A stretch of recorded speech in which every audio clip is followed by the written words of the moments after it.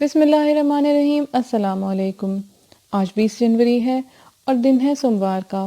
پیش خدمت ہے حالات حاضرہ کا خصوصی بلیٹن۔ متحدہ قومی موومنٹ نے وفاقی کابینہ میں دوبارہ شامل ہونے کے امکانات کو مکمل طور پر مسترد کر دیا ہے۔ یاد رہے ایم کیو ایم حکومت کی اتحادی جماعت ہے اور وزیر دفاع پرویز خٹک کے ساتھ مذاکرات کے بعد انہوں نے میڈیا بریفنگ میں کابینہ میں شمولیت کے امکانات کو رد کر دیا ہے۔ تاہم پارٹی رہنماؤں کا کہنا ہے کہ وہ بدستور حکومت کے اتحادی رہیں گے۔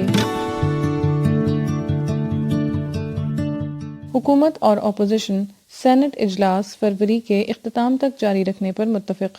آئین کے آرٹیکل 54 کے تحت ہر سال سینٹ کے اجلاس 110 دنوں کی مدت سے کم نہیں ہونے چاہیے۔ یمن میں فوجی تربیتی کیمپ پر حوثیوں کے حملے میں 80 افراد ہلاک۔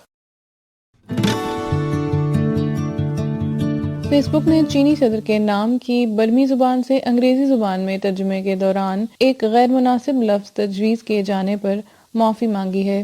یہ غیر موزوں ترجمہ چینی صدر ژی جن پنگ کے میانمار کے دورے کے دوسرے دن سامنے آیا۔ شہزادہ ہیری اور میگھن کی شاہی حیثیت ختم، خطابات اور مراعات سے محروم۔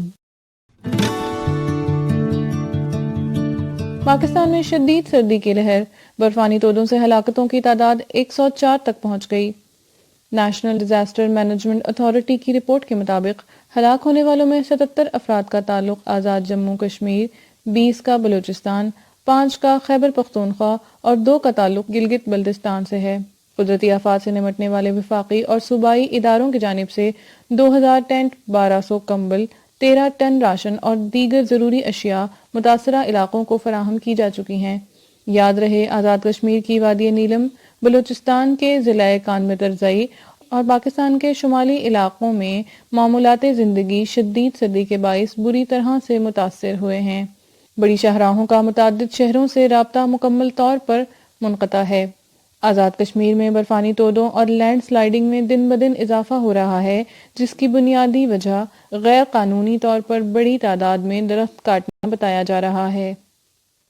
حالات حاضرہ کا یہ خصوصی بلیٹن کرنٹ افیئرز ڈائجسٹ کی ادارتی ٹیم نے تیار کیا ہے۔ اگر آپ کو ہمارا یہ بلیٹن پسند آیا ہے تو اپنی قیمتی آراء سے ہمیں ضرور آگاہ کیجیے۔ ہمارے کانٹیکٹ ڈیٹیلز اور سوشل میڈیا لنکس آپ کی سہولت کے لیے ڈسکرپشن باکس میں موجود ہیں۔ تازہ ترین معلومات، تجزیوں اور تبصروں کے لیے ہمارے چینل کو سبسکرائب کرنا نہ بھولیں۔